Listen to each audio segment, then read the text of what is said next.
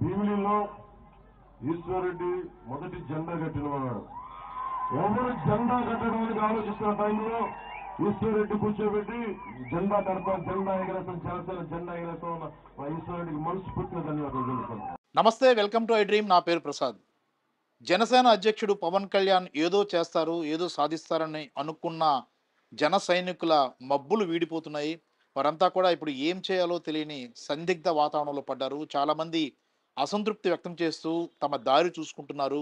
రాజకీయంగా ఏ పార్టీ అయితే బెటరు అనే ఆలోచనలో చాలామంది ఉన్నారు. మరికొంతమంది గుంభనంగా మౌనం వహించాలని నిర్ణయం తీసుకున్న పరిస్థితి కనిపిస్తోంది. అదే ప్రస్తుతం తాజాగా చూసుకుంటున్నప్పుడు చాలామంది జన సైనికుల్లో తీవ్రమైన అసహనం, అసంతృప్తి పెళ్ళిబిక్కుపోతున్న పరిస్థితి కూడా చూస్తూ ఉన్నాం.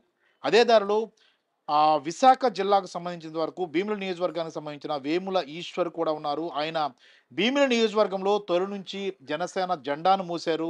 ఆ పార్టీకి సంబంధించి తొలి అంటే ఇన్ఛార్జ్ ఏర్పడక ముందు నుంచి ఆ నియోజకవర్గంలో పనిచేస్తూ రకరకాల సమస్యలను పవన్ కళ్యాణ్ దృష్టికి తీసుకెళ్లారు. అతను ఇప్పుడు ప్రస్తుతం అసంతృప్తి వ్యక్తం చేస్తూ వైఎస్ఆర్ కాంగ్రెస్ పార్టీలో చేరేందుకు సిద్ధమైన పరిస్థితి కనిపిస్తుంది. మనతో ఈశ్వర్ ఉన్నారు. ఈశ్వర్ గారు, వెల్కమ్ టు ఐ డ్రీమ్ అండి. ఈశ్వర్ గారు, అంటే మీరు ఎప్పటి నుంచి జనసేన పార్టీలో పనిచేశారు? నేను యాక్చువల్‌గా నా రాజకీయ ప్రస్థానం అనేది మొదలైంది ప్రజారాజ్యం పార్టీ నుంచి మొదలైంది సార్.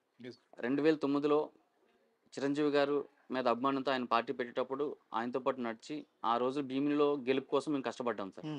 తర్వాత ప్రజారాజ్యం పార్టీ కాంగ్రెస్‌లో విలీనం చేసిన తర్వాత పవన్ కళ్యాణ్ గారు 2014లో పార్టీ పెట్టేటప్పుడు అదే కుటుంబం అభిమానంతో వాళ్ళతో పాటు నడిచాం సార్. అంటే భీమిలిలో పార్టీకి ఎవరు ముందుకు రాకపోయినా సరే నేను వెళ్ళి జిల్లాలో ఉన్నప్పుడు ఎవరైతే శివప్రసాద్ రెడ్డి గారు ఉన్నారో, సతీష్ గారు ఉన్నారో, వీళ్ళందరినీ కలుపుకొని పోయి ఆ రోజు భీమిలిలో పార్టీ బలోపేతం చేయడం కోసం చెప్పేసి ప్రతి ఊరు వాడ తిరిగాను సార్ నేను. ఊరు వాడ తిరిగి పార్టీని బలోపేతం చేసి సేవాదళ కమిటీ అని ఒక కమిటీ మొత్తం ఏర్పాటు చేసి ఆ రోజు నుంచి ఇన్ఛార్జ్ వచ్చేంత వరకు కూడా పార్టీకి కష్టపడి పార్టీకి పనిచేసాము. ఇన్ఛార్జ్ వచ్చిన తర్వాత ఇన్ఛార్జ్ మరి ఏమనుకున్నారో ఏమో తెలియదు, మా మీద కక్షపూరితమైన ఇవి చేసి పార్టీని ఒక విధంగా నిర్వీర్యం చేశారు సార్. అంతేనా?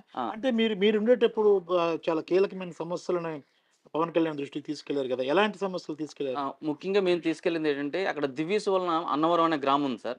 అన్నవరం గ్రామం మొత్తం దివీస్ వలన పొల్యూషన్ చాలా ఎక్కువైపోయి చాలా జబ్బులు చనిపోతున్నారు అక్కడ. అంటే ఎలాంటి జబ్బులు అంటే వాళ్ళకి ఏం జబ్బు వస్తుందో కూడా తెలియదు. కొంతమంది కిడ్నీ ఫెయిల్ అయిపోతుంది, హార్ట్ ఫెయిల్ అయిపోతుంది, డిఫరెంట్ అంటే వాళ్ళు ఉన్న బాడీలో ఉన్న ప్రతి పార్ట్ కూడా పాడైపోయి చచ్చిపోతున్నారు. దానికోసం అని చెప్పేసి తీసుకెళ్ళడం జరిగింది ఒకసారి. ఇంకొకసారి ఏమంటే అక్కడ జ్యూట్ మిల్ సమస్య, మెయిన్ సమస్య ఉంది సార్. జ్యూట్ మిల్ సమస్య కూడా వెళ్ళి తీసుకెళ్ళడం జరిగింది. తీసుకువెళ్తే పవన్ కళ్యాణ్ గారు కూడా వచ్చారు. అక్కడ వచ్చి ఆ జ్యూట్ మిల్ని సందర్శించారు. దానికోసం మళ్ళా గవర్నమెంట్ అప్పుడు టీడీపీ గవర్నమెంట్ ఫామ్ చేశారు, 2 చేసి. అప్పుడు కూడా ఏం పట్టించుకోలేదు. కానీ అది రీసెంట్గా అవంతి గారు దీంతో ఆ జ్యూట్ మిల్ సమస్య కూడా ఇదయింది సార్. వైఎస్ఆర్ అంటే మీకు ప్రత్యక్షంగా పవన్ కళ్యాణ్ గుర్తించిన సందర్భం ఉందా? ఈశ్వర్ అనే వ్యక్తి పార్టీ కోసం పనిచేస్తున్నారు అని గుర్తించిన సందర్భాలు ఏమైనా ఉన్నాయా? ఉన్నాయి సార్. ఆయన భీమిలిలో బహిరంగ సభ పెట్టేటప్పుడు స్వయంగా నా భుజమే చేసి ఈశ్వర్ రెడ్డి మొట్టమొదటి జెండా కట్టిన వ్యక్తి భీమిలి నియోజకవర్గంలో, సో ఈయన మీద కేసులు కూడా ఉన్నాయి, నేను అండగా ఉంటానని కూడా చెప్పిన రోజులు ఉన్నాయి సార్. భీమిలిలో ఈశ్వరెడ్డి మొదటి జెండా కట్టినవాడు. ఎవరు జెండా కట్టడానికి ఆలోచిస్తున్న టైంలో ఈశ్వరెడ్డి కూర్చోబెట్టి జెండా కడతాం, జెండా ఎగరేస్తాం, జనసేన జెండా ఎగరేస్తాం ఉన్న మా ఈశ్వరెడ్డికి మనస్ఫూర్తిగా ధన్యవాదాలు తెలుపుతున్నాను. రైట్. అంటే మీరు పార్టీ కోసం పనిచేశారు, కేసులు ఇప్పటికి ఉన్నాయి, చాలా దూకుడుగా వెళ్ళారు, పార్టీని ఎలాగైనా గెలిపించాలి, పవన్ కళ్యాణ్ ముఖ్యమంత్రి కావాలనే ధ్యేయంతో పనిచేశారు. ఇప్పుడు పరిస్థితులు చూస్తున్నప్పుడు మీకు ఎందుకు అసంతృప్తి వ్యక్తమవుతుంది? అంటే పవన్ కళ్యాణ్ మీకు చెప్పింది ఒకటి, ఆయన చేసింది ఒకటి అని భావిస్తున్నారా? అవును సార్. యాక్చువల్గా పవన్ కళ్యాణ్ గారు 7 సిద్ధాంతాలు, మంచి సిద్ధాంతాలు పెట్టారు సార్. ఆ 7 సిద్ధాంతాలు వేరే ఏ పార్టీ కూడా చేయలేవు వెళ్తే. ఎందుకంటే వాళ్ళతో కొలాబరేట్ చేస్తే గతంలో చూసాను సార్. 2014లో టీడీపీకి మద్దతు ఇచ్చినంత వరకు బాగానే ఉంది, గెలిచిన తర్వాత చాలా హీనంగా మాట్లాడారు సార్ పవన్ కళ్యాణ్ గారిని కానీ, లేదంటే కింద ఉన్న క్యాడర్ అంతా కూడా. అంటే గ్రామ స్థాయి నుంచి జిల్లా స్థాయి నుంచి స్టేట్ లెవెల్లో కూడా ఆ నాయకులు ప్రతి జన సైనికుని అలాగే అధ్యక్షుల వారిని కూడా అవును. చాలా దారుణంగా మాట్లాడి చాలా టీడీపీ అవమానించారు. వాళ్ళు. టీడీపీ వాళ్ళు అవమానించి ఉమ్. పవన్ కళ్యాణ్ వల్ల మేము గెలవలేదు, ఒక సినిమా యాక్టర్ వల్ల మేము గెలవలేదు, మేము మా సొంతంగా గెలిచామని చెప్పేసి చెప్పుకున్నారు సార్. ఉమ్. అంతేకాకుండా తన కుటుంబ సభ్యులను కూడా, అవును. పవన్ కళ్యాణ్ గారి కుటుంబ సభ్యులను కూడా తిట్టించడం జరిగింది. అవును. అలాంటి పార్టీతో మళ్ళా 2024లో పొత్తు పెట్టుకుంటాను అని అనేటప్పటికి ఎవరికైనా బాధ అనిపిస్తుంది సార్. ఎందుకంటే 2014లో ఆయన ఎప్పుడైతే 2019 వరకు ఇచ్చి 2019 ఒక సంవత్సరం లోపు మేము టీడీపీతో ఉండట్లేదు, పొత్తు విరమించుకున్న టైంలో అవును. స్థానికంగా ఉన్న జన సైనికులు అందరి మీద కేసులు పెట్టి వాళ్ళు బెదిరించి కొట్టి చాలా చేశారు సార్. అవన్నీ నేను ఫేస్ చేశాను టీడీపీ హయాంలో. టీడీపీ హయాంలో. ఓకే. ఇప్పుడు మళ్ళా అలాంటి క్యాడర్తో మళ్ళా కలిసి పని చేయాలంటే చాలా అంటే అది ఏ విధంగా పద్ధతి కాదు సార్. అలా పని చేయలేం కూడా సార్. ఎస్. అంటే ఒక ఈశ్వర్ అనే వ్యక్తి మీద ఒక సుమారుగా 4-5 కేసుల వరకు పెట్టారు సార్. మీరు అక్కడ అంటే జనసేన తరపున పోరాడిన రకరకాల సమస్యలు పోరాడే విషయంలో తెలుగుదేశం ప్రభుత్వంలోనే కేసులు నమోదు చేసిన అవును పరిస్థితి. అవును సార్. ఇప్పుడు అదే తెలుగుదేశం ప్రభుత్వం మళ్ళీ కలవాలని జనసేన ముందుకెళ్తుంది. అవును అంటే సార్. మీలాంటి వ్యక్తులు ఎంతమంది, అంటే ఎంతమందిలో ఇలాంటి అభిప్రాయం ఉంది, అంటే మాకు చాలా తప్పు చేస్తున్నారు పవన్ కళ్యాణ్ అనే భావన ఎంతమందిలో ఉంటుంది? అంటే నాకు తెలిసి 70% అందరూ అలాగే ఉన్నారు సార్ పార్టీలో. ఉమ్. బయట చెప్పుకోలేకపోతున్నారు. వాళ్ళకి ప్రాపర్గా అంటే చెప్పుకునే వేదిక దొరకట్లేదు. లేదంటే అక్కడ ఉన్న స్థానికంగా ఉన్న నాయకులు ఒక ఇదితో మళ్ళీ ఇదవుతున్నారు. ఇంకోటి పవన్ కళ్యాణ్ గారికి మరి ఎందుకు అలా చేస్తున్నారు ఎవరికి అర్థం కావట్లేదు సార్. ఉమ్. ఆయనకి ఏంటంటే పసుపు కామెర్లు వస్తాయి సార్. అందరికి పచ్చ కామెర్లు వస్తే పచ్చ కామెర్లు వస్తున్నాయి, ఈయనకి పసుపు కామెర్లు వచ్చాయి సార్. అంతేనా? పసుపు కామెర్లు వచ్చేసి ఇంకా పసుపు పార్టీ వైపు ఇంకంటే ఎవరేమన్నా అంటే సార్ ఇలా పార్టీలో ఇలా జరుగుతుంది అని ఆయన దగ్గర మీటింగ్లో చెప్పుకున్నా సరే, మీరు నన్ను ఇలాగ అడిగితే మిమ్మల్ని వైసీపీ కోవట్లు అంటున్నారు సార్, వెళ్ళిపోమంటున్నారు, వైసీపీలోకి వెళ్ళిపోమంటారు. అంటే పార్టీలో అడిగే హక్కు కూడా లేదు, అంటే ఆ స్వాతంత్రం కూడా లేదు. ప్రశ్నించడం కోసం పెట్టిన పార్టీలో సార్ ఇలా జరుగుతుంది, కింద లెవెల్లో జరుగుతుంది, గ్రౌండ్ లెవెల్లో జరుగుతుంది, మీరు సోషల్ మీడియాలో మాత్రమే చూస్తున్నారు తప్ప కానీ కింద స్థాయిలో చూడట్లేదు. ఆ కింద స్థాయిలో చూసి ఇలా జరుగుతుంది సార్, పార్టీకి ఇలా అన్యాయం జరుగుతుందంటే మీరు వైసీపీ కోవట్లు అంటున్నారు సార్. అంటే ఇంత దారుణంగా ఆయనకి మరి ఎందుకు అలా అనిపిస్తుందో ఏంటో అర్థం కావట్లేదు సార్. ముఖ్యంగా ఈ అంటే ఆయన ఇలాగ ఎప్పుడు ఇంతకుముందు బాగానే ఉండేవారు సార్. 2019 వరకు బాగానే ఉండరు. కొంచెం అంటే కార్యకర్తలు పట్టించుకోవడం, వాళ్ళు జన సైనికులు ఎవరైనా సరే ఏంటి మీ సమస్యలు ఏంటి చెప్పడం అనే ఉద్దేశంతో మాట్లాడేవారు సార్. ఎప్పుడైతే నాదెండ్ల మనోహర్ గారు వచ్చారో ఆ రోజు నుంచి ఈ రోజు వరకు పార్టీలో ఉన్న జన సైనికులను ఎవరిని పట్టించుకోవట్లేదు సార్. ఓకే. అంటే లీడర్లు కూడా పట్టించుకోవట్లేదు సార్. ఒక జిల్లా స్థాయి లీడర్లను కూడా పట్టించుకోవట్లేదు సార్. ఆయనే మాట్లాడతారు. ఎక్కడైనా మీరు చూసే ఉంటారు, మీకు తెలియదు ఏం కాదు. సభల్లో ఆటల్లో పవన్ కళ్యాణ్ గారు నాదెండ్ల మనోహర్ కూర్చుంటారు. ఒక ఐఏఎస్ ఆఫీసర్, ఒక ఐపీఎస్ ఆఫీసర్ అయినా సరే, ఒక గ్రూప్ 2 ఆఫీసర్ అయినా సరే కింద కూర్చొని పరిస్థితి వస్తుంది సార్. అంటే ఇవన్నీ ఎందుకు చెప్తున్నానంటే సార్, ఇలాంటి వాళ్ళందరూ పార్టీలోకి వచ్చారు సార్. చాలా మంచి మంచి వ్యక్తిత్వం ఉన్నవాళ్ళు, వాళ్ళ యొక్క అంటే ప్రొఫెషనల్ జీవితంలో చాలా ఎన్నో ఉన్నతమైన శిఖరాలు చూసుకొని వచ్చి పార్టీలో జాయిన్ అయ్యారు సార్. అంటే కళ్యాణ్ గారు మాది అభిమానంతో. అలాంటి వాళ్ళందరూ కూడా ఈరోజు పార్టీని విడి వెళ్ళిపోతున్నారు సార్. అంటే దానికి కారణం ఏంటనేది పవన్ కళ్యాణ్ ఏ రోజైనా మరి ఆయన అంతర్మతం చేసుకున్నారో లేదో తెలియదు. మరి ఎందుకు అవుతుందో కూడా అంటే అది కూడా చేయలేని పరిస్థితిలో పవన్ కళ్యాణ్ గారు ఉన్నారు సార్. అంటే అలాగా ఆయన నిర్వీర్యం చేస్తారు సార్. నాదెండ్ల మనోహర్ అనే వ్యక్తి అలా నిర్వీర్యం చేస్తారు సార్. రైట్. అంటే మీరు అంటే జనసేనలో చాలా కీలకంగా వ్యవహరించారు. అవును సార్. పవన్ కళ్యాణ్ నా రక్తం, పవన్ కళ్యాణ్ మా పవన్ కళ్యాణ్ అన్న, లేదంటే అతని హీరో, ఇలాంటి భావనతో అతను ఏదైనా ఆయన కోసం ఏదైనా చేస్తాం, ఎంతవరకైనా తెగిస్తామన్న ఆలోచనతో మీరు ముందుకెళ్ళారు. అవును సార్. అదే సమయంలో మీకు సంబంధించిన సోషల్ మీడియా కానీ, మీలాంటి వాళ్ళు కానీ ముఖ్యమంత్రి జగన్మోహన్ రెడ్డి మీద చాలా వరకు ట్రోల్స్ చేసిన సందర్భాలు ఉన్నాయి, తిట్టిన సందర్భాలు ఉన్నాయి. ఇప్పుడు ఏమనిపిస్తుంది? ఇప్పుడు రియాలిటీకి వచ్చిన తర్వాత రియలైజ్ అవుతున్నారా అనవసరంగా జగన్మోహన్ రెడ్డి తిట్టామన్న అని అనుకుంటున్నారా మీరు? నిజంగా రియలైజ్ అవుతున్నాం సార్. ఎందుకంటే నేను నవంబర్ 16th పార్టీలో జాయిన్ అయ్యాను సార్. అప్పుడు నేను కొన్ని స్కూల్స్కి వెళ్ళాను సార్. నిజంగా అసలు ఏం జరుగుతుంది ఏంటని చెప్పేసి మా కాపులపాటు స్కూల్కి వెళ్ళాను సార్. గతంలో కూడా నేను వెళ్ళాను సార్. నేను అక్కడ అంటే వాలంటీర్గా కొంతమంది నేను చదువుకున్నాను, ఎంబీఏ చేశాను, ఎల్ఎల్బి కూడా చేశాను. సో ఏదో వాలంటీర్గా ఏదో ఒక 1 డే వాళ్ళకి ఏదైనా క్లాసులు చెప్పడం ఇలా చేసేవాను సార్ స్కూల్లో. అప్పుడున్న స్కూల్ ఫెసిలిటీస్కి ఇప్పుడున్న స్కూల్లో ఉన్న ఫెసిలిటీస్కి చూస్తే నాకే అసలు ఏంటి ఇంతగా చేశారా, మనం అనవసరంగా సోషల్ మీడియాలో కానీ లేదంటే బయట అంటే అనేకమైన వేదికల మీద కానీ జగన్ గారిని ఇలా విమర్శించామా అని నాలో నేనే చాలా సిగ్గుపడ్డాను సార్. ఎందుకంటే ఒకసారి మీరు కూడా ఒకసారి రండి సార్, మీ మీడియా వాళ్ళు కూడా ఒకసారి చూడండి. స్కూల్స్ ఎంత బాగా డెవలప్ అయ్యో, వాళ్ళకి ఇంగ్లీష్ మీడియం అవ్వచ్చు, లేదంటే వాళ్ళకున్న త్రాగునీరు సమస్య అవ్వచ్చు, లేదంటే అక్కడ ఉన్న టాయిలెట్స్ అవ్వచ్చు, వాళ్ళకున్న ఆ ఫెసిలిటీస్, డిజిటల్ క్లాస్ రూమ్స్ అవ్వచ్చు, చాలా బాగా చేశారు సార్. అంటే కార్పొరేట్ స్కూల్ ధీటుగా చేశారు సార్. అలాగే రోడ్లు అంటున్నారు సార్. కాపులపాడు ఏరియా వచ్చి చూడండి సార్. భీమిలి అలాగే వైజాగ్ కొన్ని ఏరియాలో చూడండి సార్. రోడ్స్ కూడా చాలా చక్కగా వేశారు సార్. అంటే కొన్ని తెలుగుదేశం మీడియా ఎక్కడో చూపించేసి చేసి అంటే ఎంత దారుణంగా ఉందంటే తెలుగుదేశం గవర్నమెంట్‌లో రోడ్లేసాను అంటున్నారు సార్. అవును. దాని క్వాలిటీ లైఫ్ టైమ్ ఎంత సార్? యెస్. అవును. ఇప్పుడు లైఫ్ టైమ్ ఒక రోడ్డుకి లైఫ్ టైమ్ ఎంత ఉంటది? నేను కూడా కాంట్రాక్టర్ ఇంతకుముందు చేశాను. అవును. అప్పుడు నేనేసిన రోడ్డు కూడా వెళ్లి చెక్ చేయండి సార్. చెక్కు చెదరలేదు సార్. అవును. ఎందుకంటే నాకు ఒక క్యారెక్టర్ ఉంది. అవును. అంటే నేను ప్రజలకి నేను ఏదో చేస్తే మంచిగా క్వాలిటీగా చేయాలని. అదే టీడీపీ గవర్నమెంట్ కాంట్రాక్టర్లు చేసిన వర్కులు చూడండి సార్. ఈరోజు చిందరమందరం అయిపోయాయి సార్. అవును. అంటే కాంట్రాక్టులు బాగుపడడం కోసం ఏదో అంటే ఆహ్, ఒక విధంగా చెప్పాలంటే నాణ్యత లేని రోడ్లేసేసి మళ్ళా ఒక సంవత్సరం పోయిన తర్వాత మళ్ళా అదే రోడ్డు కాంట్రాక్ట్ తీసుకోవడం కోసం వాళ్ళు నిత్యం వాళ్ళ యొక్క బిజినెస్‌ని పెంచుకోవడం కోసం యెస్.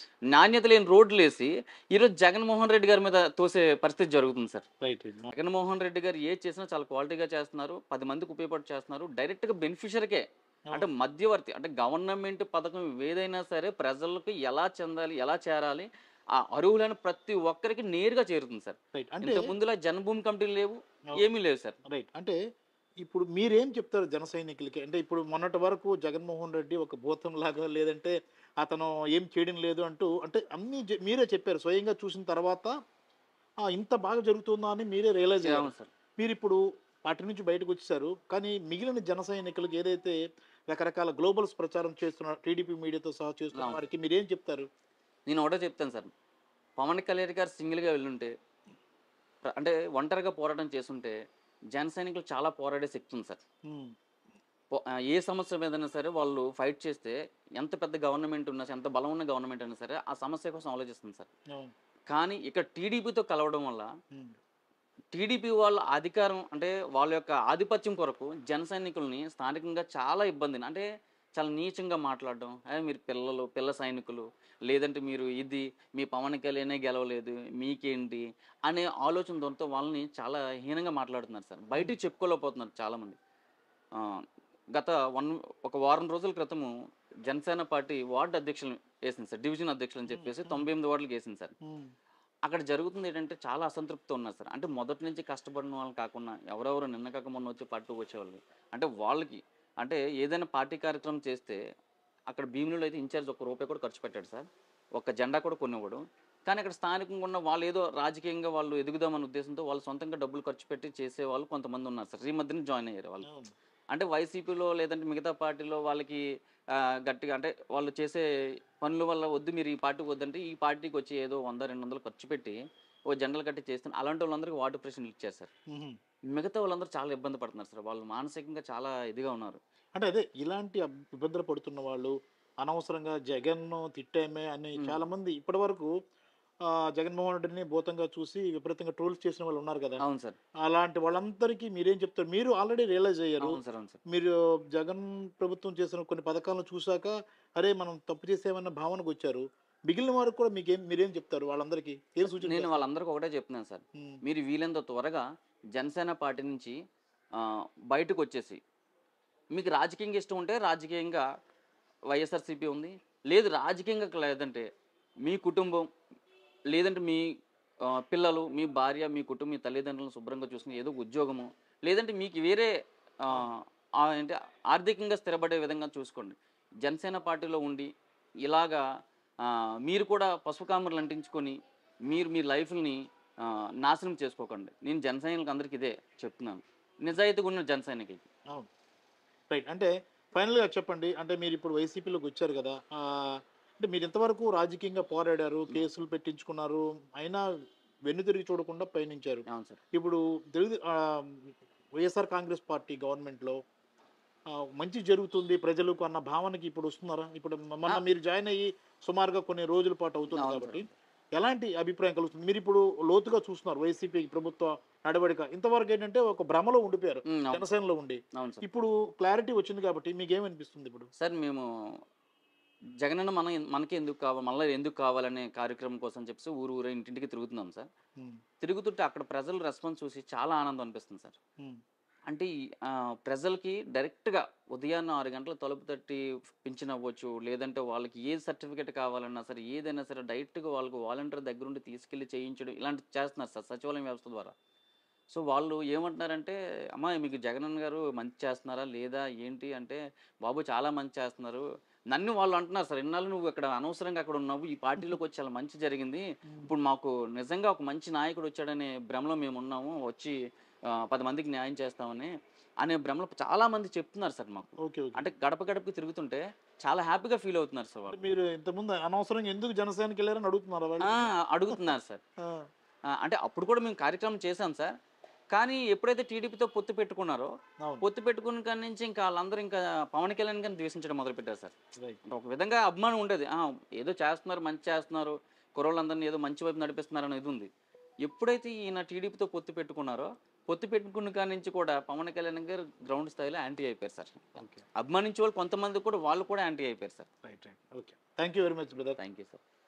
ఇది చూసాం కదా, జనసేన పార్టీకి సంబంధించిన సీనియర్ నాయకులు తొలి రోజుల్లో జెండా పట్టుకుని తిరిగి ఆయన కోసం ఫైట్ చేసి పోలీసు కేసులు నమోదు చేయించుకొని ఇప్పటికీ కేసుల కోసం తిరుగుతున్న వారంతా కూడా వాళ్ళ భ్రమలన్నీ తొలగిపోయాయి. ఎప్పుడైతే పవన్ కళ్యాణ్ సొంతంగా కాకుండా తెలుగుదేశం పార్టీతో పొత్తు పెట్టుకోవాలి, కలిసి వెళ్ళాలని నిర్ణయించుకుంటారో చాలామంది జన సైనికులంతా కూడా తీవ్ర స్థాయిలో వ్యతిరేకిస్తున్న పరిస్థితి కనిపిస్తోంది. ఇప్పుడు మనం ఈశ్వర్తో మాట్లాడాం. ఆయన తొలి రోజుల నుంచి జనసేనలో ఉన్నారు. ఆయనే స్వయంగా చెప్తున్నారు, అనవసరంగా జగన్మోహన్ రెడ్డిని మేము నిందించాం, రకరకాలుగా తిట్టాం, సారీ జగన్ గారు అని చెప్పే పరిస్థితి కూడా వస్తుంది. ఎందుకంటే గతంలో ఆ భ్రమలో ఉండి రకరకాల విమర్శలు చేసిన మనంతా కూడా ఇప్పుడు రియలైజ్ అవుతున్నారు. వైసీపీ ప్రభుత్వం ఏం చేసిందనేది ఇప్పుడు కళ్ళారా చూసిన తర్వాత ప్రజల నుంచి అలాంటి అనూహ్య స్పందన లభిస్తుందని కూడా చెప్తున్నారు. మొత్తం మీద జనసేనలో తీవ్రమైన అసంతృప్తి జ్వాలలు అనేది రగిలిపోతున్న పరిస్థితి కనిపిస్తుంది. చాలామంది గుంభనంగా ఉన్నారు. అరే అనవసరంగా ఎందుకు జనసేనకి మద్దతు పలికేమైనా భావనలో ఉన్నట్లుగా కూడా స్పష్టమైపోతుంది. ఇంకా చాలామంది జన సైనికులు బయటకు వచ్చేయడమో లేదంటే మౌనంగా ఉండిపోయి తమ తమ వృత్తుల్లో నిమగ్నమైపోవాలని నిర్ణయించుకోవడమో జరుగుతుందన్న అభిప్రాయం కూడా చాలామంది నుంచి వ్యక్తమవుతుంది. కెమెరామెన్ మూర్తితో Prasad, I dream media, Visakhapatnam.